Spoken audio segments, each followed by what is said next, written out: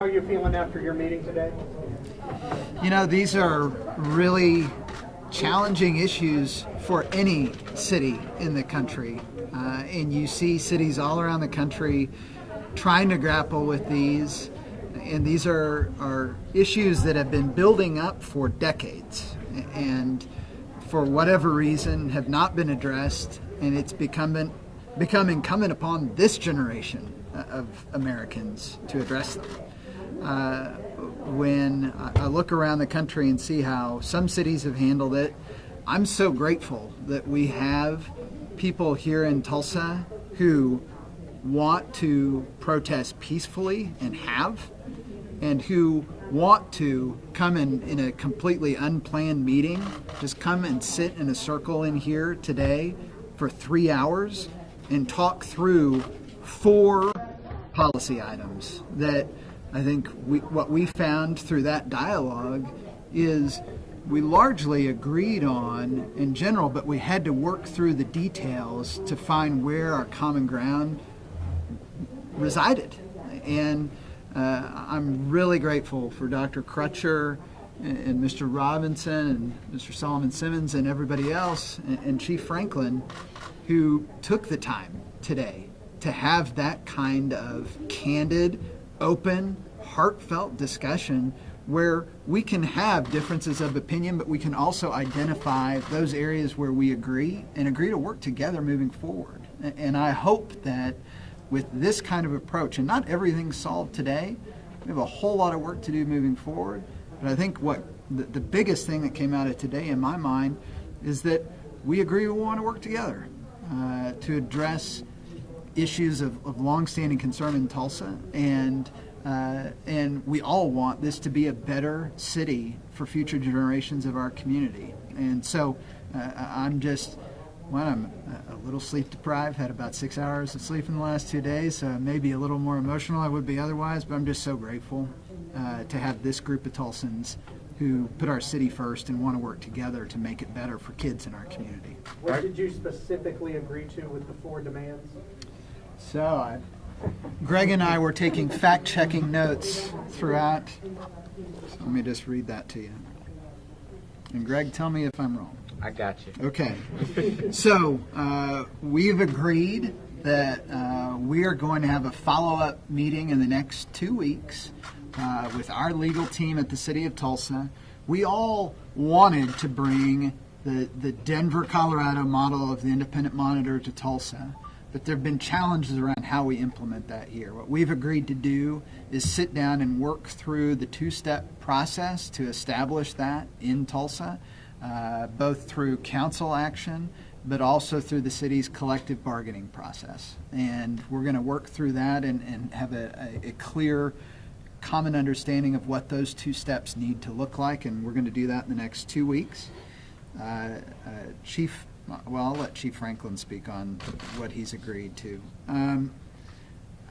We've agreed to also have a follow-up meeting here in the next 2 weeks to discuss mental health work and how we fund that for our law enforcement operation at the City of Tulsa, the integration of mental health services in that to make sure that Tulsans who are experiencing a mental health crisis get the best possible treatment that they can. We agreed that there's a better non-commercial way to communicate the work of the Tulsa Police Department than live PD, and we are going to work together to develop a non-profit alternative for utilization moving forward. We're going to announce that alternative in the next 2 weeks, and it will be our only vehicle for public transparency around the work of the men and women of the Tulsa Police Department moving forward. I've agreed to meet again with the Crutcher family soon to discuss that ongoing lawsuit between the City of Tulsa and their family, and hopefully that can be resolved. And then Chief, do you want me to read these off since I got the notes, or you want to? Well, and Greg, am I off on any of that, or is that all right? Exactly right. Okay. Spot on. from the police department perspective, I've agreed to meeting with Dr. Crutcher and Greg Robinson. I've agreed to sit down and let's talk about policy changes that need to take place within the police department. We already have a number of different policies on the table that we are looking at changing, and I will involve them in that input as well as we look to make changes within our police department. And secondly, we are going to look at our past use of force cases and review those. And obviously, from my perspective, having been named chief, some of the things that I am doing from an internal affairs standpoint and some of the discipline and the expectations that I have are different than the previous administration. So we're going to talk through some of those. I know that our police department has looked at what happened in Minneapolis, and it's horrific. It's unsettling to see what occurred there, and I think that in and of itself, from the emails and correspondence that I've had and the talks that I've had with the officers prior to the pandemic taking place, and what my goals were in trying to change that culture, change the hearts of our department, I think that resonates now with what happened in Minneapolis. I think officers see what one bad action can lead to a nation in uprising. And so that in and of itself is something that I know we can work through. I know that I have a team of support staff that want to work through that, and I know I have a bunch of officers that are now looking at that eyes wide open and will be ready to institute that change. Now, this is just on the heels of the vigil that happened last night, 99 years later to the day.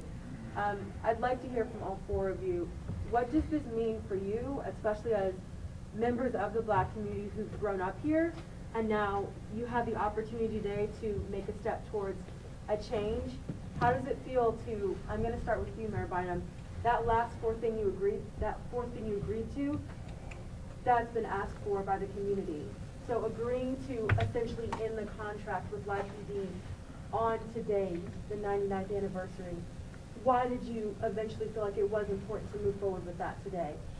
That's a great question. This is actually something that Chief Franklin and I have been discussing for a while now.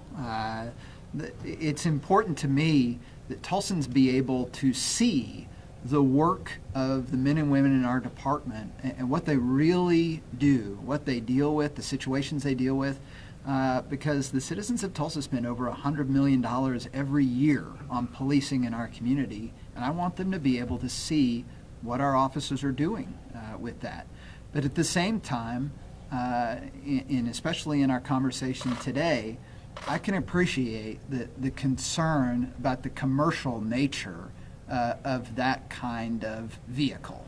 And so I think what we really came to realize today is we agree that there ought to be that transparency, but we want it to be a nonprofit vehicle that doesn't commercialize policing in Tulsa. Dr. Crutcher, perhaps we can hear from you next, especially on... Oh, and could I just, I'm sorry, Dr. Crutcher, just one last thing. You mentioned the timing of it. Yes. I think, one, I think it's very important, and I don't want to speak for them, and they can tell me if I'm wrong. I think it's so important that Tulsans know that the people that were vandalizing facilities on Peoria last night had nothing to do with the peaceful protests that were organized over the weekend. And I think about the loss of life that our community experienced 99 years ago, and how much better life for Tulsans could have been over the last 100 years if our community the next morning had woken up and said, you know what, we're all going to get in a room and work through our differences of opinion and find out how we can find common ground and work together like we just did today. And I think future generations of Tulsans are going to be better off because we as a community are willing to engage in that kind of dialogue and respect differences of opinion, but find the areas that we agree on and be able to move forward together, arm in arm. Thank you. Dr. Crutcher, same question in relation to this last agreement and all the demands in relation to the fact that today is a monumental day for the community of Tulsa, but especially those of us who have ancestors who lost their lives during the 1921 race massacre. Well, first, let me just give honor to God because He's given me and my fellow justice fighters the supernatural strength to get to this point. We've been fighting for 3.5 years straight, nonstop, and so I want to give honor to Him, and I want to honor, just pause for a minute and honor the lives lost. I mean, we're standing here on the day the smoke cleared, and today the smoke has cleared, and I'm a descendant of a survivor who's no longer living, Rebecca Brown Crutcher, and so today I honor her and all of the lives lost. I really don't know what to say. I'm quite emotional right now, but let me just thank every single citizen who came out and exercised their First Amendment right for a better Tulsa. We talk about one Tulsa. We often talk about one Tulsa, but over the last 2 days, I truly saw what one Tulsa looks like. People coming together for a common cause, to stand up for what's righteous and what's just. And that's what we've always been about. And as I told the chief and the mayor, we can't do this work in isolation of one another. Okay, and so my community, our elected officials, Councilor Hall Harper, who has fought rigorously, who's had to stand at times by herself. I'm just so grateful to her. I'm so grateful to Representative Regina Goodwin, who continues to speak up and speak out and fight, you know, being in the minority at the State House. I'm just so grateful for all of our elected officials, to our attorney, Demario Solomon Simmons, and to the frontliners, to demanding a just Tulsa, who continues to demand day in and day out, and not just demand a just Tulsa, but serve the community and fill in those gaps when people are hungry. You know, when people need masks, when people need resources, when children need Chromebooks. This is so much bigger than just coming down here, having a rift with the mayor and the police department. We demand a better community. We want for those railroad tracks that symbolize South Tulsa from North Tulsa, we want to erase those tracks. We want to erase those tracks finally. We want children in North Tulsa to have the same life expectancy as the children in South Tulsa. We want a quality grocery store in North Tulsa, just like we have in South Tulsa. We want to be policed the same way that they police in South Tulsa in North Tulsa. And I don't think that's much to ask. That's what our founding fathers, that's what they said. They said we had the inalienable right to life, liberty, and the pursuit of happiness. And I just want that to become living proof one day. And I'm just grateful for this moment. I'm grateful for this first step. I'm looking forward to having a seat at the table to work, lock and arm together to just improve this community. So my nephew, Terrence Jr., doesn't have to have the same fate as his father. Thank you so much. Mayor, Chief, I know intimidation was spoken about the protest being taken the wrong way. What exactly did you guys discuss today? I'm sorry. What's that? The word intimidation from Facebook posts or bullying, stuff like that. I see. And I overheard the word being used in today. What did you guys discuss? And you could look at them for the answer. Yeah, no. I mean, we had you know, I think that part of the challenge in discussions like this, as you can see with my friend here, is that it's personal for all of us. You know, we have our families here, our friends here, the people that we love live here, and we want this to be the best place it can be for them. And when you have people who care so deeply, sometimes you can get a little riled up. And especially when the people that you love are being impacted by those decisions. And that was something that I really appreciated Reverend Turner's candor about how my comments impacted him this weekend, and I appreciated his openness in listening to my thoughts about how my family was impacted. That kind of dialogue is how you build a better community. And again, recognizing the shared goals that we have, that we want to achieve, and moving past how we might get mad at one another this time or that time because we care so much. And again, that's why I'm so thankful that they committed the time today to sit and meet with me for last 3 hours to work through these things and have those kinds of candid conversations and understand each other a whole lot better than we did when we walked into this room this morning. Chief, TPD came out and said yesterday, fully appreciated all the peaceful protesters, which lasted most of the day, but didn't appreciate what happened late last night. What's kind of your reaction to what happened late last night? I think late last night was a group of individuals that wanted to take advantage of what was taking place, a peaceful protest, and they wanted to mask themselves and wanted to be a part of disruption and chaos. And those individuals that were a part of that were not a part of the original group. The Tulsa Police Department had already made contact with the organizer. We worked out plans. We were involved from the beginning, and we knew that from an organizer standpoint that was going to be a peaceful protest, and we supported that.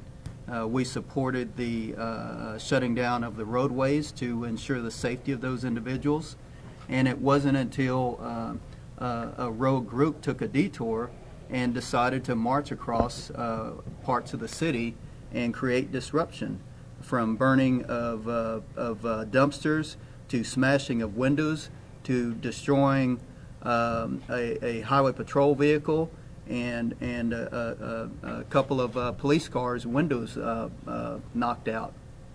So for those individuals, that is not what Tulsa's about. That's not what we were. That's not what we want, and I'm certain that's not what the organizer wanted. But we want to allow people to have their voices heard. We want that because the atrocities that took place are horrible. And again, that First Amendment right to be able to peacefully organize and assemble and let voices be heard is something that I will stand beside and have my police force protect day in and day out. Do you need a curfew? I mean, those flies in the ointment are still out there looking to seize on the mood of the nation. Do you need a curfew? You know, we're going to wait and see what occurs here. I don't think that us signing a piece of paper saying, "Hey, you have to be in your homes at 8 p.m." is the avenue. I don't think that that individuals that want to go out and create disruption are going to listen to an order, a civil order that's placed out for that. So we're going to wait. We believe that in other parts of the country, we believe that we are a model that other departments will look to, and I hope they look to us to say, "Hey, you guys did something right. How did you do it?" And it's all because of the people.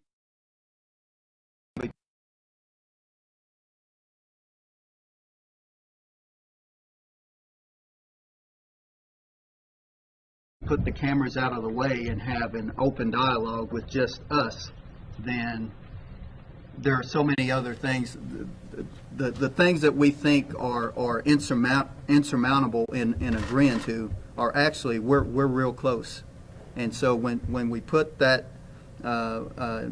cameras to the side and have that open line of communication, tremendous things can be done. And speaking of cameras going to the side, it looks like live TV cameras might really be moving to the side now. What are your thoughts and feelings on that on a day like today? I honestly don't have an opinion on live PD. I don't care if we have them or don't have them. I know my expectations of my officers. Each officer has a body-worn camera that they have positioned upon them. and that is a great platform, a great way for us to be able to look and ensure that we are properly policing.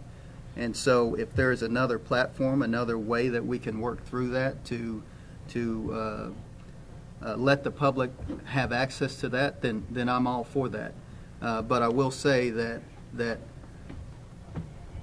the video, pictures, those are very powerful. And I was speaking to one of the gentlemen here earlier about how powerful video and how powerful photos are. The photo of George Floyd and the pictures, those are powerful. That's what resonates. It's not the fact that someone put words on paper. There's more to it when there's video, and there's more to it when there's a photograph. I equated it to back during the Civil Rights Movement, how it wasn't until the images were captured by a photographer from California that came into Salem that captured the dogs being unleashed on children that there was change. It wasn't until then that those images that were captured. And so the video is powerful. Photographs are powerful. And we obviously just want the right platform to do that. Chief, did I hear you correctly that if something like what happened to George Floyd happened in Tulsa, you do not have the power to fire that officer, but you are looking for that power? Did I hear that correctly? We don't have an avenue without due process to immediately terminate an officer. Apparently there in Minneapolis, they have that power, they have that authority. So for us in Tulsa, we would suspend that officer with pay.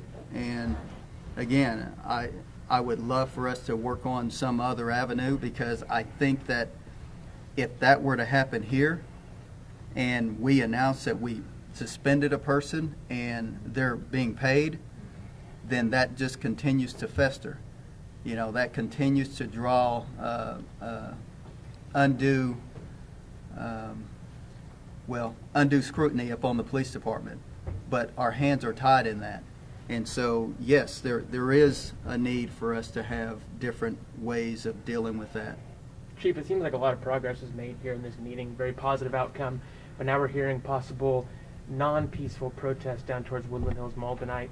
Are you aware of that? Do you know anything about that, or is there a plan in place? We're hearing possibly 71st Street being shut down, the mall closing at 3. Have you heard anything about that? I've been enthralled in this meeting for the last 3 hours, so I don't have any details on that as of yet. But I'm certain that our police department stands ready to ensure that things remain peaceful in our city. That is what we're going to work towards. Obviously, we don't want any unrest. We don't want anyone to stir the pot. We stand ready. And if I can say something to that, this is the 99th anniversary of the Tulsa Race Massacre. Martin Luther King Jr. wrote in his letter from Birmingham jail that his biggest quip was that we as a country were more devoted to a negative peace, which was the absence of tension and order, than we were devoted to a positive peace, which is the presence of justice. And what happened today, work 3 hours sitting in a room, two sides coming together to find a middle ground to move our city forward, is what this is about. And so those that are planning protests, protest peacefully and speak your mind, have a place that you're trying to get to. But if you're trying to destroy the city for likes and for clickbait, it's not worth it. I can tell you that Greg Robinson and Tiffany Crutcher and Demanding a Just Tulsa and those that follow our work and have helped throughout this battle, I can tell you that Black Lives Matter will tell you the exact same thing, that we are not going to stand here and support that. We know that there are many issues that we have to face. We know that because of this meeting, white supremacy did not go away. We know that because of this meeting, justice has not been served today to the many black Tulsans that for years and years have not gotten the justice that they deserve. But on today, we did take a positive step forward. And it has got to be the goal of all of us to say that we've learned the lessons of the past 100 years in Tulsa, and that we're going to commit for the next 100 years for it to be different. And so if the city is willing to take a step, then we need to be willing to take a step with them as well. And so I just implore you all not to move us backwards after we've had the moment that we've had today. This is about all of us, and so let's come together and make the right decisions. So I can just tell you now, if you're out there causing trouble in the city and you don't have a direction or a reason why, you're my enemy. You're my enemy. Mayor, how do you keep this from fizzling out in council again? I'm talking about the Office of Independent Monitor. We got so close, and then it just poof. Everybody got scared about it. Well, I think it's been up for consideration in the council a couple of times now. But several months ago, we were close to, I think we had the votes to get it passed. But what I learned today is I did a lousy job of talking through the strategy that we were deploying to get it passed with my colleagues on the council and with those in the community who I think support getting it put in place. I think what we discussed and determined today is that we can sit down and develop a much better strategy where we're all on the same page, and I think that will be powerful with the council. I can't speak for my colleagues on the council, only they could say how they're going to vote, but I think we had 5 votes to get this passed before things went off the rails, and again, I think if we had the kind of common understanding back then that we identified we need to develop today, it would have passed. And so I remain confident about it going forward, but all we can do is everything that we can do, and it'll be up to my colleagues on the council if they want to vote for it. I have one question for the chief. This is about the truck on I-244 when things kind of got out of hand and he hit a few people. Does the stand your ground law apply to this situation? Him trying to flee in fear? It's a great question, and that's going to be something that the district attorney's office is going to have to, look at that case and make that determination. The highways belong to the Oklahoma Highway Patrol. Those interstates belong to them. And so I am guessing that they are the lead agency in that investigation. Were cars allowed to go through during this protest or no? Well, we did not know the direction of some of the crowd. Again, the crowd in which was there to peacefully protest, they went to Reconciliation Park, and that is the direction they were supposed to go. We didn't know that there was going to be a group of individuals that spun off of that and take to the highway. The highway could not get shut down quick enough for that to take place. Got one more question? Just to clarify, LIPD, you guys are seeking to cancel it and the contract. How is that? No, that's a great question. The contract will not be renewed. I think maybe that's a short way of saying it. But I'm very proud of the work that our officers do in the field. It's not that this isn't being renewed because I want to hide the work that our officers do in the field. I want people to see it. But I also recognize the problematic nature of that transparency being commercialized. And so what we've agreed on today is to develop a nonprofit platform that will allow Tulsans to still see the great work that the men and women in our police department do out in the field, but there won't be a company selling ads to show it on TV.